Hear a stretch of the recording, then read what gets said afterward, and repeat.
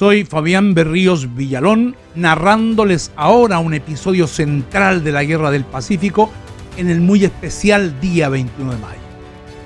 Pero esta vez no haré preámbulos, esperando, y esto sí es una advertencia imprescindible,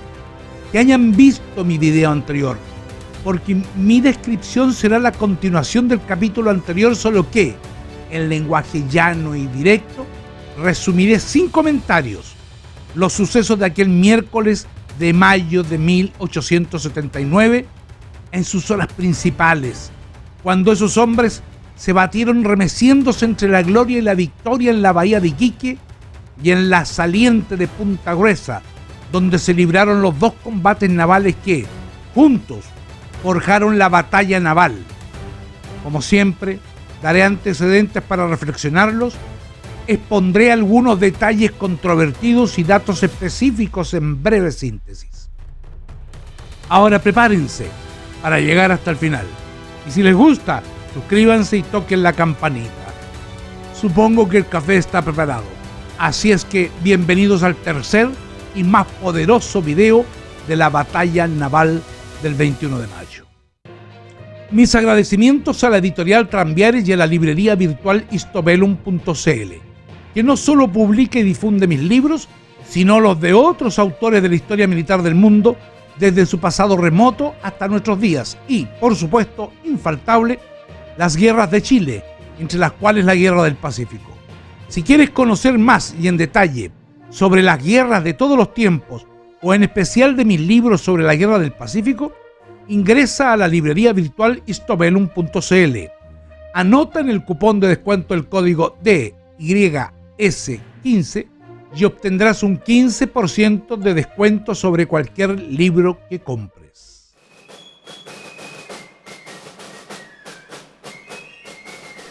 Con las instrucciones del presidente Mariano Ignacio Prado, que ya revisamos en nuestro video anterior, y la información de unos 5 buques chilenos que habían pasado hacia el norte, el capitán de navío Miguel Grau Seminario, al mando de la Primera División Naval Peruana, salió de Arica el martes 20 de mayo, aproximadamente a las 11:30 de la noche, para enfilar hacia Pisagua, tomando toda clase de precauciones, llegando allí más o menos a las 3:30 de la madrugada, donde baja un bote con el capitán de fragata Manuel Melitón Carvajal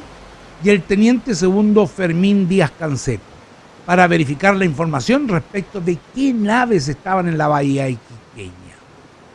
15 minutos después, aunque sin datos exactos, puso proa hacia el sur con la vaga idea que allí se encontraban solo la Esmeralda, la Covadonga y un transporte que supusieron era el Limarí. Pasado las 5:30, Grau junta a toda la marinería del blindado para darles una breve arenga.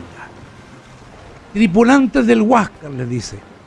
ha llegado la hora de castigar al enemigo de la patria y espero que lo sabréis hacer,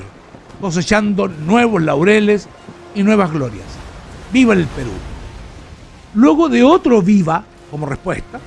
la banda toca la diana para poner en alerta a los hombres y tras eso resuena el zafarrancho de combate e izaron banderas y enormes pabellones de combate. Serían las 6:15 al amanecer del miércoles 21 de mayo, y mientras la Covadonga voltejeaba, dando vueltas en las afueras de la bahía de Iquique, que fueron avistados los humos distantes de los dos blindados asomando por el norte, por Punta Piedras. Eran la fragata blindada Independencia, al mando del capitán de navío Juan Guillermo More, y el blindado de Torre Huáscar del comandante Grau, ya identificados 15 minutos después, provocando la sorpresa en los oficiales de la corbeta Esmeralda, gobernada por el comandante a cargo del bloqueo iquiqueño, el capitán de fragata Arturo Prat Chacón, y de la goleta Covadonga al comando del capitán de corbeta Carlos Condel de la Asa, lo que agitó el ánimo de las tripulaciones de las dos viejas embarcaciones de madera. No podía ser de otro modo, ya que suponían a ambas naves peruanas en su base de El Callao siendo asediadas por la escuadra chilena, precisamente a esas horas, según los planes del contraalmirante Juan Williams Rebolledo, que también revisamos en el video anterior. Nadie los esperaba entrando a ese puerto aquella madrugada, así como ningún marino ignoraba el volumen de la división naval enemiga en comparación con la escuadrilla chilena. Detengámonos aquí para comparar las fuerzas. Si hablamos de pesos y tamaños, la fragata blindada Independencia, el navío más importante de la Marina del Perú, con sus más de 65 metros de largo o eslora y sus 13 metros de ancho o manga, desplazaba o pesaba 3.500 toneladas, siendo de mayor tonelaje que el Huáscar, que en sus casi 59 metros de eslora y más de 10 metros de manga, desplazaba 2.030. Entre ambos sumaban 5.530 toneladas de fierro remachado que, aumentando su peligrosidad para embarcaciones de madera, cada uno contaba con salientes o arietes en la parte delantera o proa, llamados espolones. Las viejas naves chilenas, de las más antiguas y desvencijadas de la flota, que por eso no fueron llevadas al Callao, por cierto, desplazaban 1.484 toneladas juntas, poco más de un cuarto de los buques adversarios, pero en este caso solo de palos, tablones y tarugos. En relación a las artillerías, la Independencia tenía 22 cañones, 12 de a 70 libras con 6 por banda, otro de a 250 libras en la proa y uno de a 150 en la parte posterior o popa, más 2 pequeños adicionales, con un peso total por andanada, o sea, un poder de fuego concentrado como si dispararan todas las piezas a la vez de 1.404 libras, rebasando las 692 libras del Huáscar con sus 2 cañones de a 300 libras, otros 2 móviles de a 40 libras y uno más pequeño de 14. Y es necesario de mencionar, el Huáscar también tenía una ametralladora Gatling de calibre .44. Entre ambos acumulaban unas 2.000 libras de poder de descarga o andanada. En la flotilla chilena, la Esmeralda con sus 12 cañones de a 40 libras, otro de a 32 y un par de a 6, y la Covadonga con 2 piezas artilleras de a 70 libras, hacían 25 cañones entre ambas, llegando a un peso total por andanada de 900 libras. Un 45% del poder de fuego enemigo con un agravante fundamental. Todas las piezas artilleras eran de escaso libraje, con proyectiles incapaces de dañar las corazas de los blindados peruanos. Una diferencia enorme entre ambos contendientes.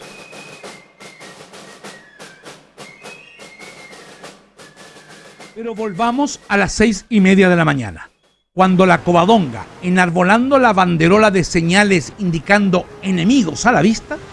se acerca a la Esmeralda y, estando juntas, se aproximan hacia el enemigo para cerciorarse de lo que veían. 30 minutos después, siendo las 7 de la mañana, los buques chilenos elevan los pabellones nacionales y Prat lanza su famosa proclama: muchachos, la contienda es desigual, pero nuestra bandera no ha sido jamás arriada en presencia del enemigo. Espero que no sea esta la ocasión de hacerlo. Mientras yo viva, esa bandera permanecerá en su lugar. Y si muero, mis oficiales sabrán cumplir con su deber. Inmediatamente ordena al transporte La Mar que abandone la bahía, tipo 8 de la mañana, y objetivo inmediato de la Independencia, que le dispara un cañonazo sin impactarlo. Navegando hacia el sur en la mar en los instantes en que se ordena el tradicional zafarrancho de combate, indicando a las tripulaciones que se preparen para el combate. A las 8:40 minutos, estando a unos 3.000 metros de distancia,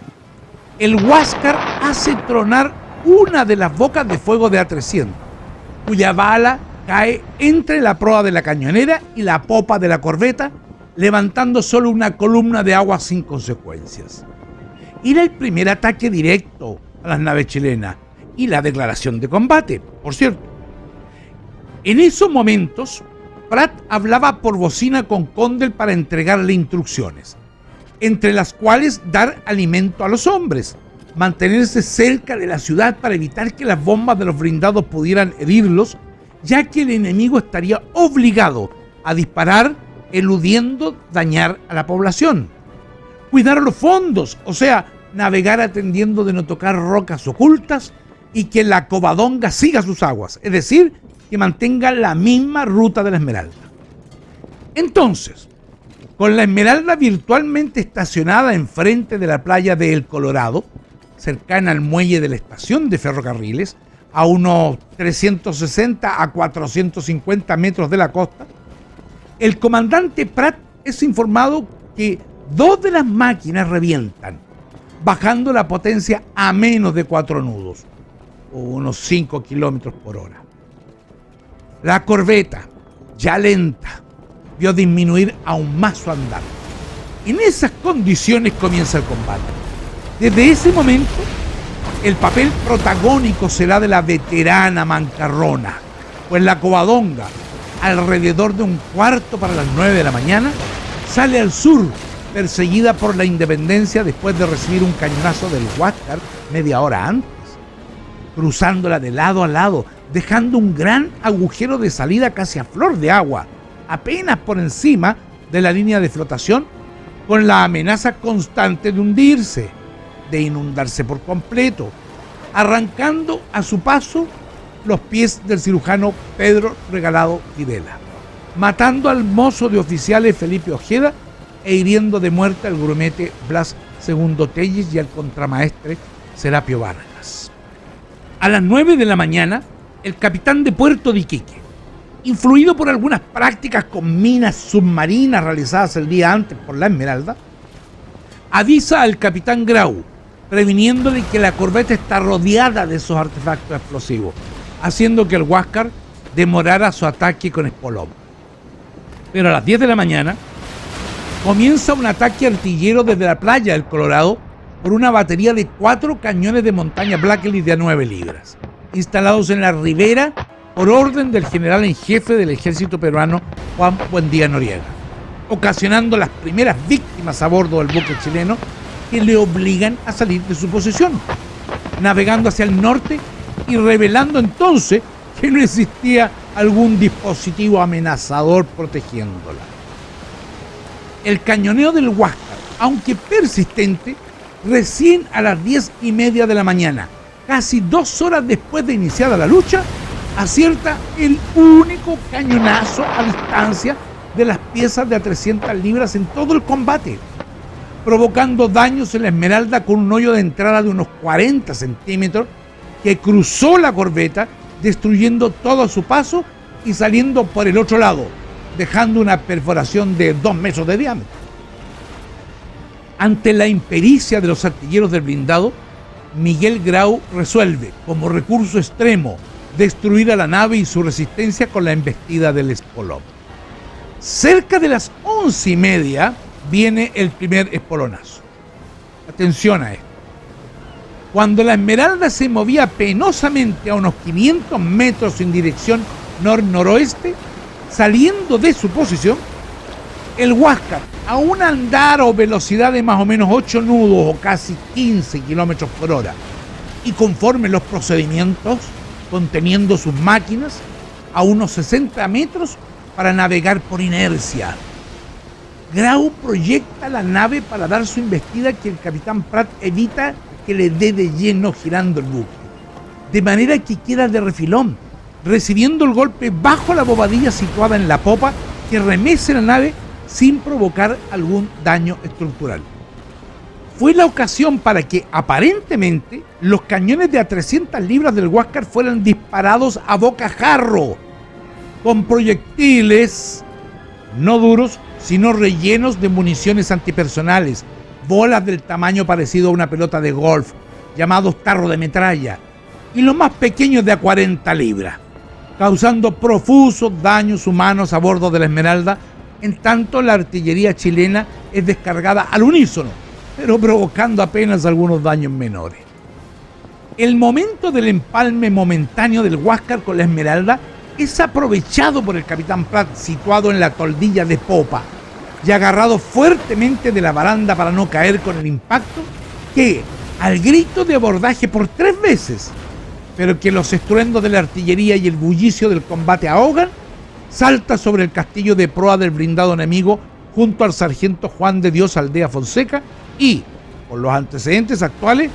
también del guardián Arsenio Canave Merino, que, según el parte peruano, habría resultado muerto, aunque no hay evidencias claras de ello.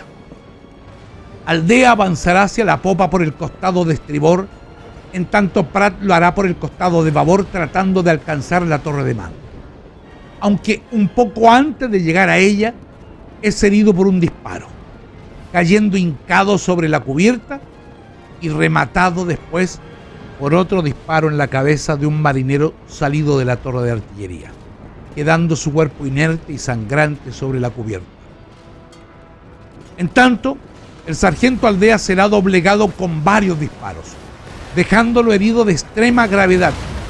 quizá por una ráfaga de ametralladora que en este combate, y según informes, estaba bajo la toldilla o plataforma superior que cubría la popa del Huáscar. Con este primer espolonazo, la Esmeralda gira ante el empujón del golpe, mientras el blindado se retira muy rápidamente hacia atrás para volver a tomar una posición eficiente para el segundo espolonazo. 15 minutos después, con la Esmeralda ya al mando del segundo comandante, teniente primero Luis Uribe Orrego, advirtiendo que el próximo movimiento del buque enemigo será volver a embestir con el Ariete, y tras la orden imperiosa de luchar hasta la muerte, es organizado el pelotón de abordaje al mando del teniente segundo Ignacio Serrano Montaner, mientras el comandante Uribe, comprendiendo la maniobra del Huáscar, ordena virar para evitar el golpe, recibiendo el segundo espolonazo de costado en la amura de estribor, es decir, en la zona más próxima a la proa o parte delantera. El golpe provoca una rotura por la cual entra el agua a raudales, que, por el movimiento de la nave y las olas, llenan los compartimentos interiores, inclinándose hacia adelante hasta sumergir la proa bajo el mar, lo que, seguramente, obligó a la tripulación de esa zona a trasladarse hacia atrás, hacia la popa. Aún así, el teniente Serrano y alrededor de una docena de hombres abordan la nave peruana con hachas y fusiles mientras tratan de enlazar al Huáscar con la Esmeralda para dar tiempo de masificar el asalto, aunque la ametralladora devasta la partida de abordaje y, de alta probabilidad, los cañones menores del blindado y uno de los grandes, una vez más, vuelven a barrer la cubierta de la Esmeralda con tarro de metralla, aumentando el holocausto. Bajo la cubierta, los heridos siguen acumulándose con la Esmeralda ya sin máquinas, convertida en una virtual boya solo movida por las olas. Violento y devastador, a las 12:05 sobrevendrá el tercer y último espolonazo por el lado de estribor, a la altura de la chimenea, recibiéndolo en pleno centro de la nave, y con el Huáscar penetrando a toda fuerza hasta abrir un boquete que la atraviesa desde arriba hasta el fondo. Esta vez el azote es mortífero, inundando todos los fondos, ahogando a los heridos bajo cubierta y acelerando el hundimiento de la corbeta para arrojar decenas de cuerpos inertes flotando en el mar, en tanto los sobrevivientes bracean a tientas en el agua para salvarse. Ya es mediodía, y en paralelo, a la misma hora, el guardiamarina Ernesto Riquelme Venegas dispara la última descarga de cañón con la nave sumergiéndose rápida y definitivamente en la ensenada de Iquique 5 minutos después, a las 12:10 de la mañana. Casi 4 horas de inusitada resistencia del comandante Arturo Prat y la dotación de la Esmeralda, empecinados en mantenerse luchando sobre un buque de madera casi inmóvil, aguantando el poderío de un blindado dispuesto a arrasarlos con su capacidad muy superior, fueron la clave inicial de un fracaso convertido en éxito por la obstinación de ese grupo de combatientes sin ganas de rendirse, aún sabiendo que la devastación era el único designio y que lograron retener al Huáscar las horas suficientes para desbaratar los proyectos estratégicos del Perú en esa hora. El principal y más valioso precio de ese holocausto fue la muerte entre 202 tripulantes de 141 oficiales marinos y soldados de la Esmeralda, es decir, un 70,14% de la dotación para conquistar la primera cuota de la frustración peruana. La hazaña inicial de aquella jornada estaba hecha.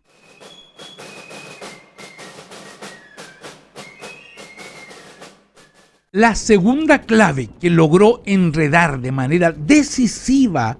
la estrategia naval del Perú fue el combate de Punta Gruesa librado entre la goleta Covadonga, al mando del capitán Carlos Conde, y la fragata blindada Independencia del comandante Juan Guillermo Mor, decidiéndose al sur de Iquique, a solo unas 11 millas por mar, unos 18 kilómetros por la costa desde el puerto iquiqueño. Para comprender su vital importancia estratégica, retomemos desde el momento de su salida de la rada de Iquique, después del cañonazo del Huáscar que la hiriera y que ya hemos reseñado. Entonces, por señales, Miguel Grau ordena al capitán Mor perseguir a la goleta que estaba pronta a superar los arrecifes o rompientes por el lado oeste de la isla de Iquique, llamada Isla Blanca en esos días y hoy Isla Serrano, bordeando arrimada al litoral, cuidando los fondos de la nave con maniobras elusivas, la proa al sur, desarrollando escasamente los 2,5 nudos o 5 kilómetros por hora para evitar el máximo los balanceos y cabeceos violentos que pudieran provocar una mayor entrada de agua por los agujeros del bombazo recibido por el Huáscar. Para colmo, acosada a cañonazos por la Independencia, separada a solo 200 metros, aunque respondidos con denodada habilidad por los artilleros de la cañonera, dejando atrás la humareda que envolvía a la Esmeralda en pleno combate, anunciando la fatalidad más obvia de su destrucción. Condell sabía muy bien que la fragata blindada lo duplicaba en velocidad, pudiendo alcanzar al menos 10 nudos, unos 19 kilómetros por hora, por lo que vio la urgencia de lograr el máximo avance manteniéndose lo más apegado a la costa y asumiendo el riesgo de varar la nave antes que ser alcanzado. Al entrar en la ensenada de Cabancha, cercano al fuerte de la Punta del Morro, una flotilla de lanchas y botes tripulados por soldados de la guarnición enemiga les atacaron con la intención de abordarlos, lo que fue rechazado con los cañoncitos de 9 libras y un enérgico fuego de fusilería. Aparentemente en este sector, según una versión peruana, alrededor de las 9:15 a 9:30, la Independencia habría adelantado a la Covadonga para encerrarla, obligándola a retroceder al norte por un breve intervalo en que la goleta, recuperando la iniciativa, vuelve a navegar hacia el sur apegada al litoral. Este habría sido quizá el único momento de alguna lucidez del capitán Mor, pues de allí en adelante no volverá a hacer otra maniobra similar, ni siquiera cuando la Covadonga salió de la semicircunferencia de la ensenada del Molle, donde por cierto también fue atacada por fusilería enemiga, con More limitándose a tomar la posición de caza, desaprovechando su mayor andar y su superioridad artillera, ya que ni siquiera se le ocurrió, si acaso es válida esta palabra para un experto, aparejar el andar de la Covadonga y dispararle con los cañones protegidos de a 70 libras de la banda de babor, abandonando inexplicablemente la ventaja táctica que poseía. ¿Qué le pasó a este reputado y profesional capitán de nave? Por cierto, no fue el dilema del capitán Conde, que ordenó al sargento primero Ramón Olave de la dotación de artillería de marina seleccionar un piquete de 20 tiradores con fusiles Comley, cubriendo la cofa, la cubierta de popa y otras posiciones, para dispararle a cada individuo enemigo a la vista, en especial aquellos que se acercaran a servir el más que peligrosísimo cañón Vavasseur de proa de a 250 libras, lo que tuvo una eficacia notable. Nadie se atrevía a acercarse a la pieza artillera de la fragata, que estaba además a la descubierta, recibiendo centenares de disparos de arma larga, eso sí, aunque hubo valientes del Perú que alrededor de las 11 de la mañana lograron asestarle a la Covadonga un par de tiros del cañón de a 250 casi simultáneos, ambos penetrando las bodegas de carbón que, estando repletas de ese combustible, sirvieron para amortiguar las dos explosiones. Pero la constante del enfrentamiento fue que durante 3 horas de improductiva cacería, con la incompetencia de los artilleros y la impaciencia de Mora en aumento, lo decidió al final a espolonear a la cañonera chilena, pretendiéndolo por 2 veces sin lograrlo, ni tampoco pudiendo impedir el progreso de Condel hacia el sur. Así, habiendo cruzado la bahía de Chiquinar, ya llegados a Punta Gruesa, estando a unos 250 metros de la Covadonga, la Independencia intentó el tercer espolonazo, aunque de pronto, a solo 50 metros de golpear a la goleta, quedó trabada en seco cuando eran más o menos las 12:35 minutos.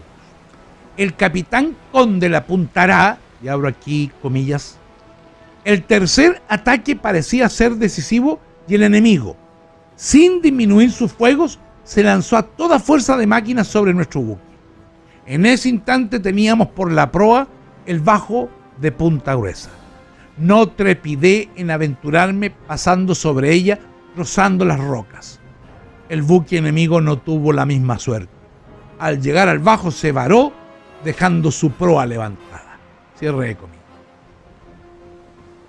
Trataré de resumir. Veamos, por tanto, el parte oficial del capitán Moore para que nos aclare ese trágico minuto en que se abalanza contra la cañonera. Nos comenta que,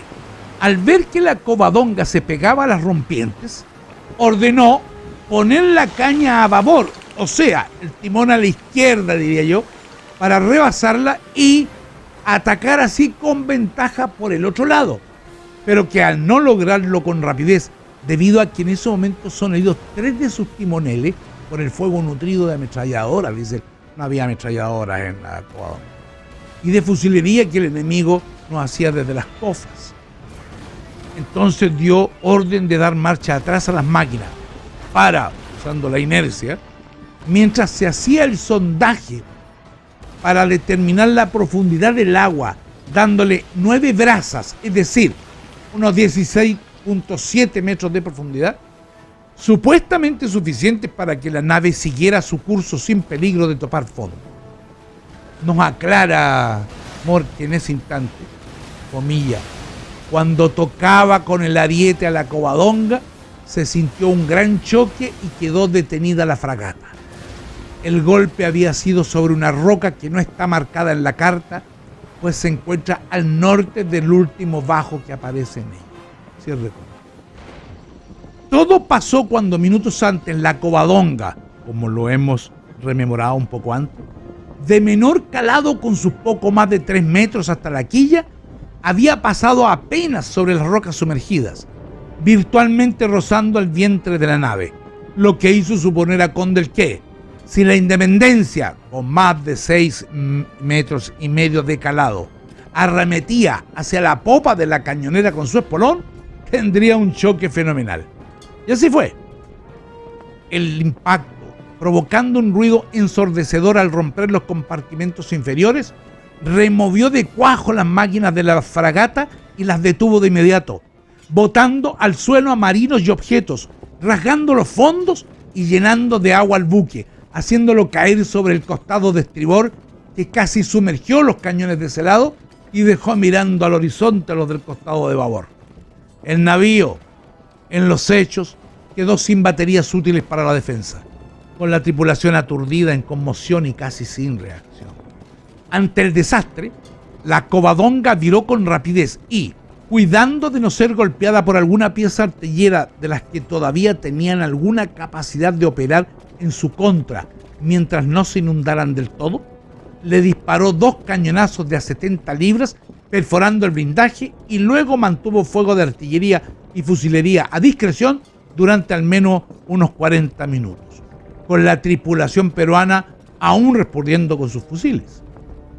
Condel declararía en su parte oficial que la Independencia se rindió. Moore lo negará, obviamente. y con ello quedará abierta la polémica que, ya pública, duraría varios meses.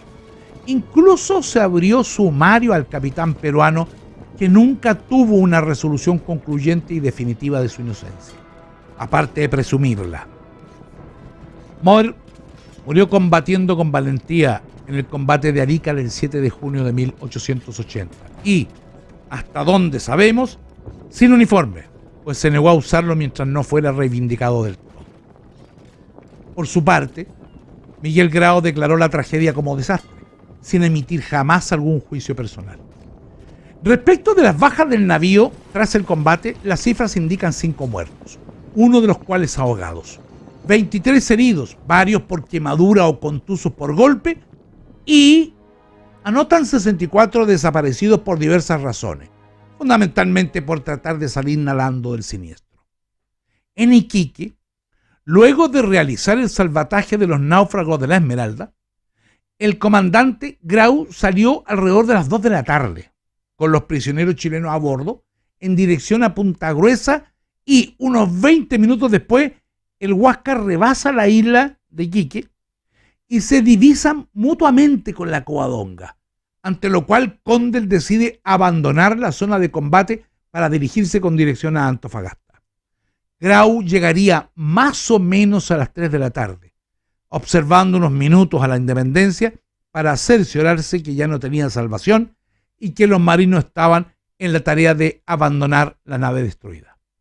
Ante los hechos, según los datos, alrededor de las 4:30 resuelve perseguir a la Covadonga que, a pesar de navegar solo a unos 4 nudos, o con más de 7 kilómetros por hora, ya llevaba casi un par de horas de distancia. Aunque Grau persiste hasta cerca de las 5 de la tarde, deduciendo al fin que no podría alcanzarla antes del anochecer, suspendiendo la caza para volver al lugar de la catástrofe, donde rescata a los últimos sobrevivientes en un par de botes, incluido el capitán Moore, por cierto, y dispone incendiar a la Independencia antes de regresar a Iquique. En los hechos, al estrellarse la fragata blindada tal vez en una de las 2 rocas llamadas Los Gemelos, que en realidad no estaban en las cartas de navegación, no solo fue la ruina del buque más importante de la flota de su país, sino también la oportunidad única y final de la estrategia naval del Perú. El conocido historiador estadounidense William Sutter lo resumirá. Abro comillas. Muy interesante lo que él nos dice. Puede que los chilenos aún celebren el ejemplo moral de Arturo Prat en el combate de Iquique, pero fue en Punta Gruesa donde su nación dio los primeros pasos en dirección a ganar la guerra naval. Cierre. Y es que, tenía razón,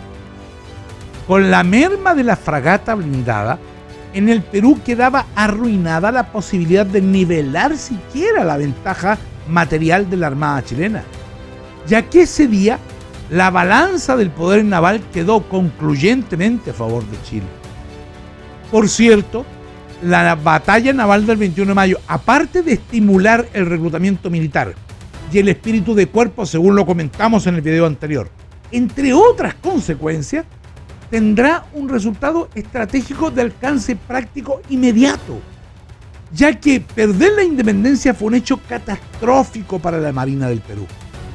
Su catástrofe significó una disminución relativa mayor al 48% del peso total de la flota peruana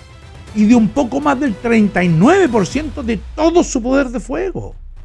Una merma material y moral que devastaría todos los planes del gobierno peruano, sumiéndolo en un vértigo del cual no habría recuperación. Huáscar quedó solo y Huáscar no podía llevar a cabo, para los efectos, la estrategia del Perú en el mar. No tenía la capacidad. Así de importante es el 21 de mayo, también para el Perú. Pero aún nos queda el último video de mayo, donde recapitularemos en pocos minutos las consecuencias, los personajes y las conclusiones finales de esta gran batalla naval. Ahora, para terminar la jornada, agradezco a quienes ven mis videos tocan la campanita para recibir el aviso de nuevos videos y que desde luego se suscriben a mi canal,